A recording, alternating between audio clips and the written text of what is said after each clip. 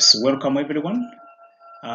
Today I have brought you another topic in science and technology for standard 8, and we are going to share a unit that talks about meals for invalids, convalescents, vegetarians, and elderly people.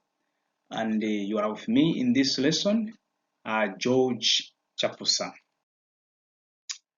Meals for invalids, convalescent vegetarians, and elderly people. When we want to talk about meals for invalids, convalescent, vegetarians, and elderly people, we want to know how best we can take care of these people in terms of meals when these situations happens to be with us in our everyday life. People can be categorized into different groups depending on their nutritional needs. These people might include one, we have the invalids, two, we have the convalescents, then three, we may talk about the vegetarians, then lastly, we'll talk about the elderly people. Before we continue with these invalids, convalescent, vegetarians, and the elderly people, we need to know the meaning of these words. Now, let me start with the invalids. Invalids are people who are ill, or we might say are people who are suffering from an illness. Now let us talk about the convalescent. Convalescent, at the other hand, are people recovering from an illness. Then the vegetarians. Vegetarians are people who do not eat meat or animal products. Then lastly, we have the definition of the elderly people. These are people above the age of 65 years old. Now, we have now known the meanings of these invalids, convalescent, vegetarians, and the elderly people. But now our focus was to know how we may prepare the meals for these people. Now, let us try to look into individual nutritional needs. First of all, we are going to start with the invalids. We have to know why or what these people needs when they are in this situation. Invalids, you will discover that they use less energy. Why? Most of the time, they spend their time in bed because there are people who are ill, and therefore they require fewer carbohydrates and fats. Why we are saying they require few carbohydrates and fats? Because these are kind of the food which provide our bodies with energy. And because these people are not doing any kind of job, they are ill, they are not using a lot of energy, they use less energy. That's why they will need less carbohydrates and fats. Their meals should contain more proteins and protective food. They are in the situation where they are sick.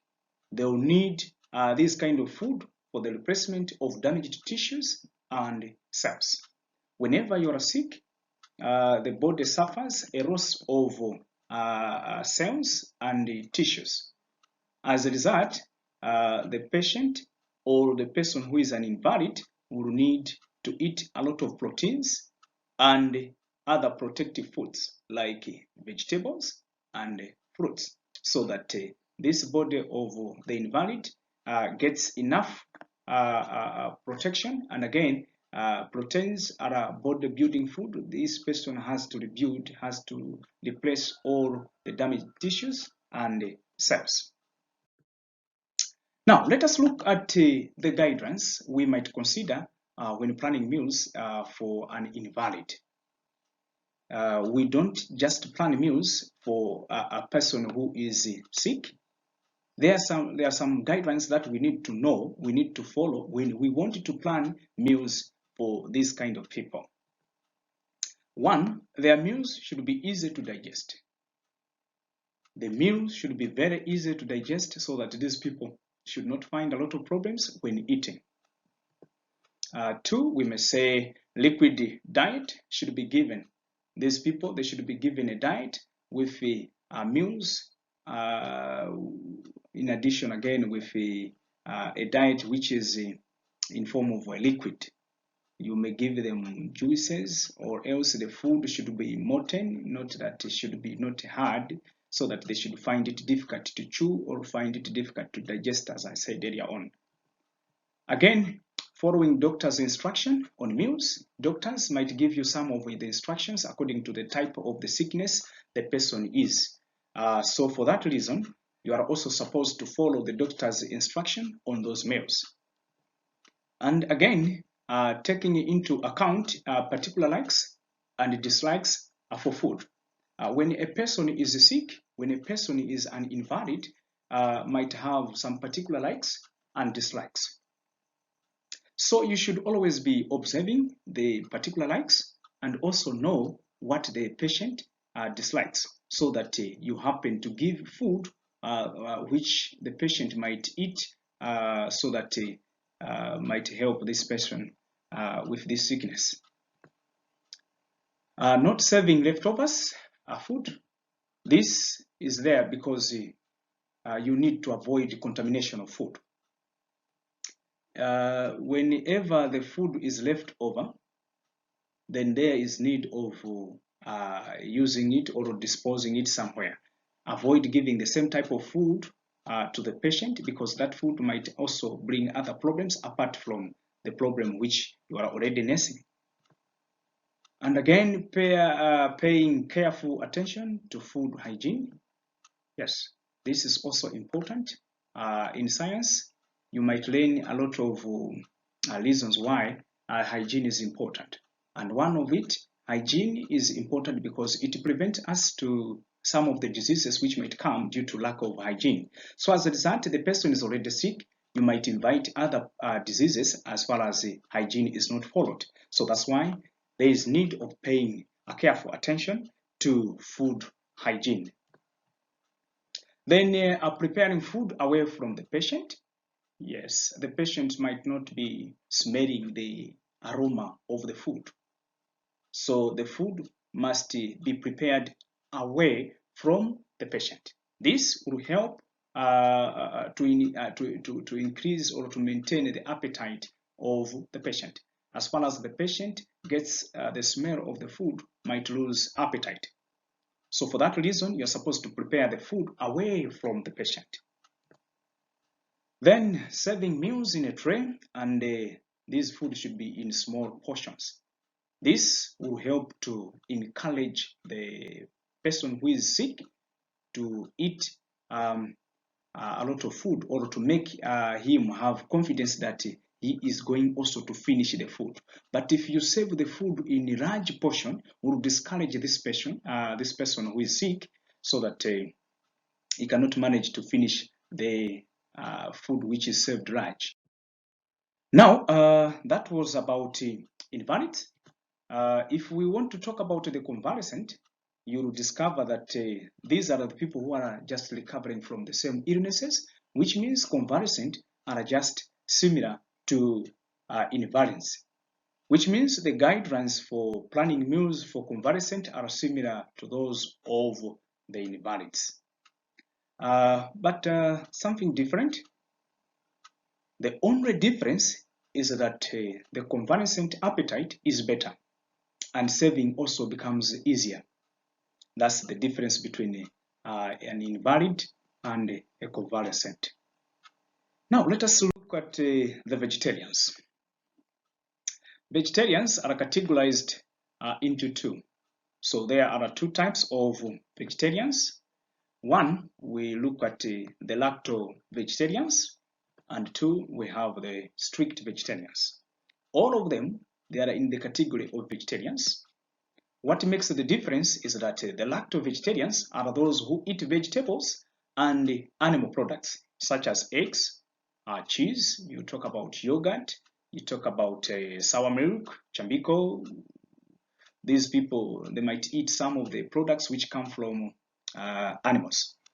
While the strict vegetarians, these people, they eat vegetables only. So these are people who eat vegetables only. So that makes the difference. But all of them, they are categorized as vegetarians. Now, let us look at some reasons why people choose to eat only the vegetables. Why do people become vegetarians? There are so many reasons that make people become vegetarians. So these are the reasons why we need to see why people become vegetarians. One of the reasons could be the religion. There are some religions restrict people, restrict members to take animal meat from animals or animal products, just to mention a few. But there are some religion issues which happen to harbor some of the uh, reason why people should not be eating meat. Again, we have another reason is about health. Because of health, a person might choose to eat vegetables only. And again, animal welfare. There are other people, they will wish not to kill any kind of a living thing, like animals. As a result, they are also not eating animals. That makes them vegetarians, because if you don't eat animals, which means now you'll be eating only the vegetables. Again, taste. Others, they face a lot of problems with taste of meat or animal products, or I can say eating meat from animals or animal products. So for that reason, taste also can affect someone and become a vegetarian. The last one could be allergy or allergic. If you're allergic to animal products or animal meat, then you may also stop eating animals and then become a vegetarian. Now let us look on how we may plan meals for vegetarians. Planning meals for vegetarians can be difficult because of the lack of proteins. You may find that if we say vegetarians, these people, they consider vegetables as part of their highest meal. So vegetables, most of the vegetables, they may lack proteins, and again, vitamin A and D. Then we may talk about calcium and iron from animal sources. But despite all this, but there is need still to consider some points when planning meals for vegetarians. One, providing sufficient proteins from animal products for lacto-vegetarians. Two, you may use plenty of vegetable proteins such as beans, granules for strict vegetarians. Yeah, beans, granules, they may provide a lot of proteins. Providing food rich in oils and fats from plant sources so that these people get enough kind of nutrients from all the six food groups. Using a variety of methods of cooking. Yes, this is also important to reduce monotony, and then appetite should also improve appetite of the food. And serving should be with different combination to bring variety to vegetarian diet. Serving large portions for maximum supply of proteins. Yeah, the food you are serving should be in large quantities so that when they consume a lot, as a result, they will also happen to increase the protein intake. Yeah, now let's talk about the elderly people. Yeah, we have already discussed the meaning of the word elderly people. If I might remind you, these are the people who are above the age of 65 years. Elderly people need a special diet because their body do not function as efficiently as when they were young. You may agree with me. Old people are people who are aging and now their body functioning becomes very weak. As a result, also they need a particular consideration when it comes to meals preparation. Now, let us look at the guidelines we might follow when preparing or planning meals for these elderly people. One, when you are preparing meals for an elderly person, an adequate supply of calcium and vitamins is needed for healthy bones and preventing infections. Calcium helps in strong bones, and vitamins protecting these elderly people or preventing these elderly people from infections. Number two, there is that need of iron. So iron is needed as elderly people may suffer from anemia, lack of blood, that's anemia. So there is a lot of iron needed. They have to eat a lot of food which can supply iron. Number three, food should be easy to eat because their teeth may not be very strong. As you age, or as we already have elderly people, their teeth are not as strong as they are with most of the young men. So when planning their meals, we should avoid preparing meals which are very strong because their teeth are very weak. As a result, they might start losing all of their teeth, which are already weak.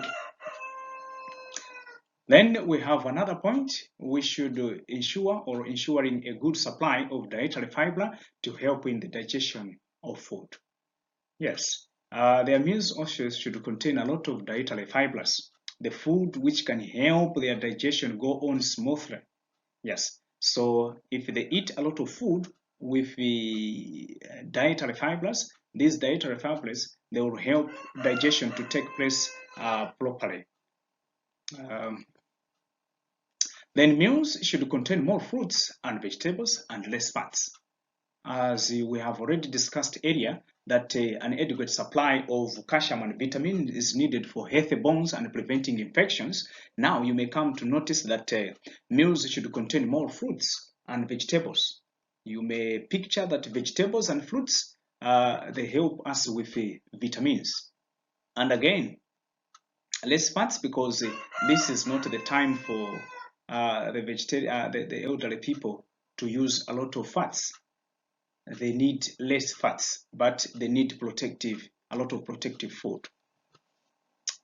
Then providing plenty of fruits in the form of water and other beverages. Water is essential for life, and again, providing different beverages because these beverages, they contain ingredients from fruits and others might come from vegetables as well. So even beverages are important because they'll provide the same nutrients as fruits and vegetables also provide. And again, water, which also facilitates digestion. So all these are also important. Then meals should be served attractively because appetite is always improved when food is served attractively.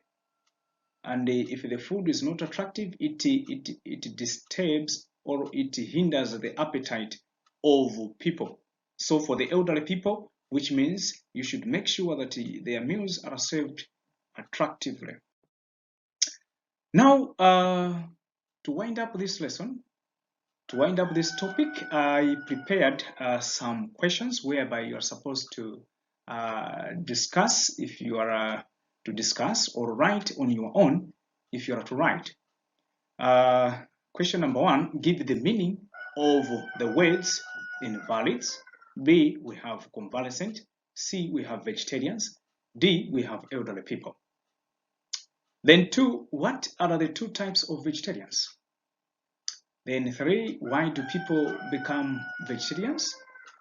Then four, explain why invalids require fewer carbohydrates and fats. Then lastly, you may suggest a reason why meals for elderly people should contain more fruits and vegetables and less fats. You had a wonderful lesson with me, George Chapusa. Until we meet in the next lesson, goodbye for now. Thank you.